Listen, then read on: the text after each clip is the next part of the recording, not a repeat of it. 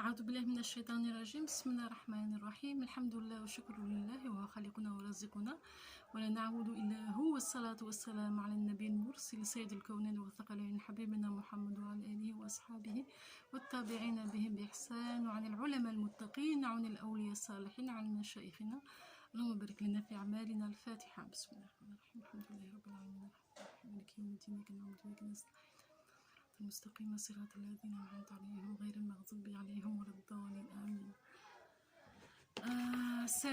Salut, bonjour à toutes et à tous. Voilà, une nouvelle vidéo sur un sujet d'actualité. J'essaie toujours de faire des sujets qui sont d'actualité. Donc, pour titre, c'est faire revivre l'enseignement traditionnel. L'enseignement traditionnel, bien sûr. La vraie tradition, la tradition, c'est en fait c'est celle qu'Allah subhanahu wa ta'ala a mise sur terre depuis la création de l'homme, avant même la création de l'homme, depuis la création de cet univers et la création de l'homme. C'est ça la tradition, la vraie tradition, c'est celle-là, c'est l'authentique, c'est l'ancestral. Voilà, donc l'enseignement traditionnel, c'est quoi? On en revient quand Allah subhanahu wa ta'ala, il parle, le premier verset qui a été révélé au prophète sallallahu alayhi wa sallam. Allah subhanahu wa ta'ala demande au prophète Iqra, Iqra, Iqra. Aujourd'hui on le traduit par lis, lis, voilà. Mais que veut dire lire? Que veut dire lire? Sachant que le prophète sallallahu alayhi wa sallam n'écrivait pas du sens, ou il n'écrivait pas du sens qu'on connaît aujourd'hui, et ne lisait pas. Donc pourtant Allah subhanahu wa ta'ala lui disait Iqra, lui envoyait, lui disait lis, lis, lis. Donc qu'est-ce qu'il faut comprendre? C'est que le mot lire, savoir lire, a une autre compréhension, possède un autre sens caché que celui que l'on connaît actuellement, c'est-à-dire celui où quand on lit, c'est-à-dire lire des lignes qui ont été écrites à l'encre.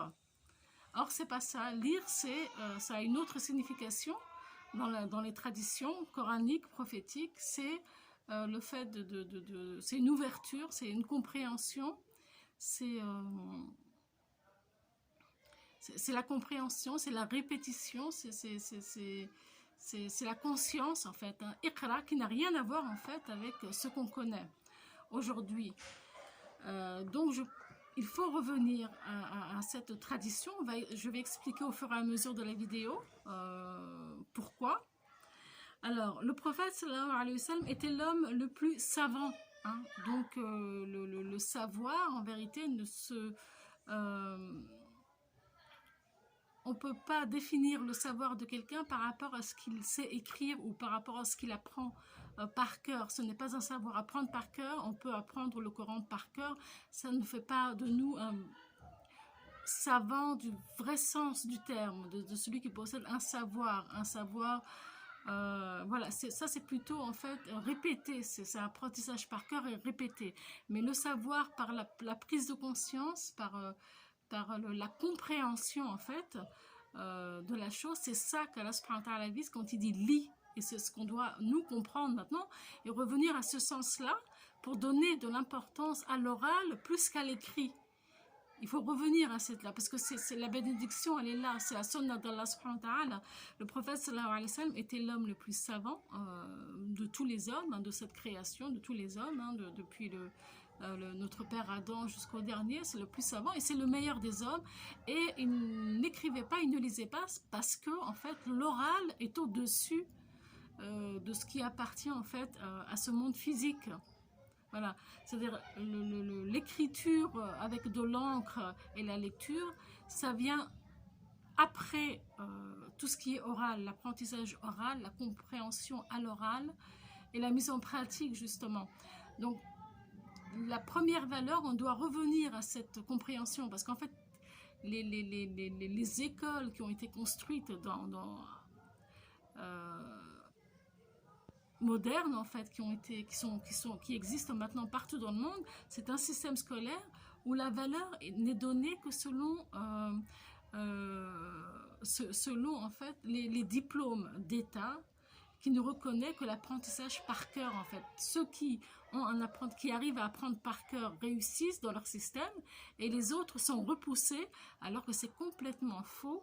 Donc il y a beaucoup de vrais savants, des gens qui ont beaucoup de capacités, mais qui n'écrivent pas, qui n'ont pas l'écriture physique, c'est-à-dire avec l'encre, et qui n'ont pas cet apprentissage de systématique par cœur, qui sont mis de côté, alors qu'en fait, eux possèdent le vrai savoir.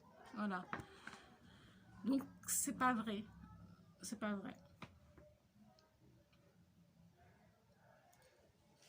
Donc, le problème vient de l'interprétation qu'on a donnée à ce mot, iqra, lit, de l'interprétation et de la valeur qu'on lui donne. Aujourd'hui, les valeurs sont données par rapport au diplôme que la personne elle a. Et ça, c'est tellement ancré dans les mentalités que maintenant, les gens qui n'ont pas de diplôme, les gens qui n'écrivent pas, qui ne lisent pas, se sentent dévalorisés, alors que ce n'est pas vrai en vérité. Il faut remettre en avant l'apprentissage oral et que tout ce qui vient physiquement, c'est-à-dire l'écriture physique et tout, n'est que secondaire. Donc ça, c'est à nous de remettre. Comme eux, ils ont mis en avant un système scolaire construit justement sur des critères, ils ont mis de côté... voilà, ils ont choisi, ils ont dit voilà, ça c'est nos critères, ceux qui feront ça, ils auront les diplômes, ils seront reconnus, tout le reste, hop, non. Du coup, il y a la plupart des savants, de toute façon, la plupart des vrais savants, ce sont des savants par intuition, donc il n'y a pas cet effet d'écriture et d'apprendre par cœur, ça vient après en fait. Voilà. Donc voilà, il faut reprendre les choses en main. Donc se sortir de ce système qui est vraiment injuste et inégal. Moi personnellement, ça m'est arrivé puisqu'en fait je suis autodidacte grâce à Allah subhanahu wa ta'ala. Allah m'a faite comme ça depuis que je suis petite, donc en fait j'apprends toute seule et je cherche toute seule. Voilà, je suis comme ça, grâce à Allah subhanahu wa ta'ala. Et donc, qu'est-ce qu'ils ont fait en France, hein, dans la scolarité, c'est qu'ils me mettaient, voilà, j'étais dans la classe, avec une classe normale, simplement le professeur donnait des cours d'apprentissage par cœur aux autres élèves, et moi je cherchais à ma façon, parce que moi j'étais comme ça naturellement, donc on me laissait me développer, mais à l'écart, toute seule en fait. Donc je ne comprenais pas pourquoi j'étais différente des autres, et donc toute ma scolarité a été comme ça. Donc quand elle est petite, ben, on ne comprend pas, et on ne nous l'explique pas non plus, et donc voilà, voilà. On se demande, on se dit mais pourquoi les autres ils apprennent comme ça et moi je suis plutôt comme ça, je fais pas la même chose, pas comment. Et en fait c'est pas du tout juste. Il y a des gens voilà, qui sont mis à l'écart comme ça de la société, et simplement par la création, par la limite de l'homme, hein, c'est l'homme qui a créé tout ça. Voilà. Donc il est temps de mettre en avant les pratiques traditionnelles qui sont que l'écriture définie aujourd'hui, iqra, lit, qui est définie aujourd'hui, a moins de valeur que le iqra, l'apprentissage à l'oral, l'apprentissage qui se fait à l'oral en fait, hein, qui s'apprend à l'oral, que l'écriture et l'apprentissage, l'écriture avec l'encre et la lecture, c'est un second degré. Voilà, donc on doit revenir à tout ça, et donc les gens, il y aura beaucoup plus d'égalité, hein, subhanallah, il y aura beaucoup plus d'égalité, il y aura beaucoup plus de cœurs sains, il y aura beaucoup moins de compétition, d'inégalité, voilà, en fait c'est hyper important, c'est encore un nouveau système à remettre en place, à savoir qu'en fait il y a eu des enseignants qui sont pas musulmans, mais il y a des enseignants qui ont mis en pratique ce système d'apprentissage justement à l'oral, de laisser les gens se développer par eux-mêmes, parce qu'en fait Allah il a déjà tout créé en nous, mais eux ils ont essayé de changer ça et de camoufler tout ça et mettre un nouveau mode d'apprentissage avec des normes, etc. etc. Ce qui fait que ça a rendu les gens tristes, les enfants sont enfermés toute une journée dans des écoles, assis dans des classes, sur des chaises. Enfin, c'est horrible, ça, des enfants. On n'attache pas des enfants toute la journée comme ça. Donc, il y a des gens, il y a des enseignants qui ont mis en pratique des enseignements, une autre façon d'enseigner, donc dans la nature, avec un apprentissage voilà, naturel, c'est-à-dire vraiment à l'oral, avec vraiment chacun se développe naturellement, et ben ça marche mieux. Et qu'est-ce qui a été constaté? C'est qu'en fait, l'évolution et le développement des enfants est beaucoup plus rapide et les compétences aussi se développent beaucoup plus rapidement et évoluent beaucoup mieux. Parce que c'est plus avec la nature, avec la tradition qu'Allah subhanahu wa ta'ala a donnée. Et c'est la tradition d'Allah subhanahu wa ta'ala qui est la vraie, l'unique, et qui est celle qui est bénie. Et bien sûr, ces enseignants-là ont été écartés donc, du mode scolaire qui existe aujourd'hui. Ils ont été écartés, ils ont été calomniés, voilà, en disant que ça ne reposait pas sur la science. Mais est-ce que eux, leur système repose sur la science? Non. Il repose simplement sur le pouvoir qu'ils ont de faire croire aux gens.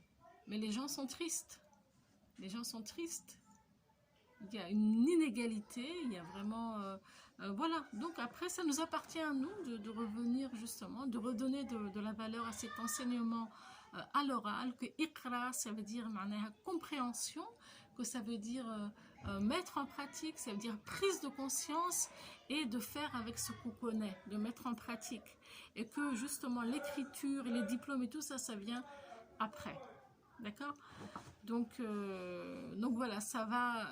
C'est très très important parce qu'en fait ça va ouvrir, ça va élargir en fait le champ de l'égalité entre les chances des gens, de donner la possibilité aux gens de se développer de différentes façons et non pas catégoriser et donner et limiter l'apprentissage et donner une valeur qui n'est pas la vraie valeur en fait, hein, et donner des diplômes et des titres de savoir à ceux qui apprennent par cœur, alors que ça ne veut pas dire qu'ils savent mieux que ceux qui n'écrivent pas, qui ne lisent pas, mais qui ont d'autres capacités ou même plus de capacités.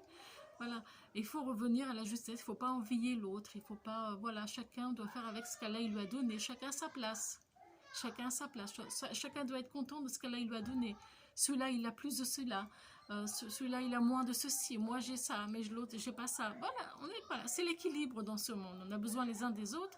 Si chacun s'accepte, et si on a besoin de quelque chose, on demande à Dieu, sans faire de mal à l'autre, sans dévaloriser l'autre, sans sortir de cet esprit de compétition, sortir de ce, voilà, d'être capable de faire n'importe quoi, rabaisser l'autre pour avoir...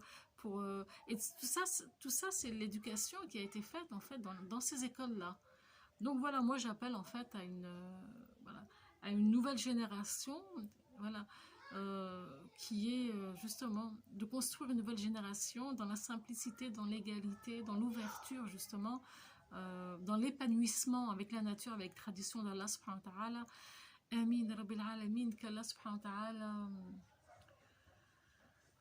facilite et mettre sa bénédiction dans ce qu'on veut faire. Amin, Rabbil Alamin. Al-Fatiha. Bismillah ar-Rahman ar-Rahim. Alhamdulillah, Rabbil Alamin. Ar-Rahman ar-Rahim. Maliki yawmiddin. Iyyaka na'budu wa iyyaka nasta'in. Ihdina sirata mustaqima.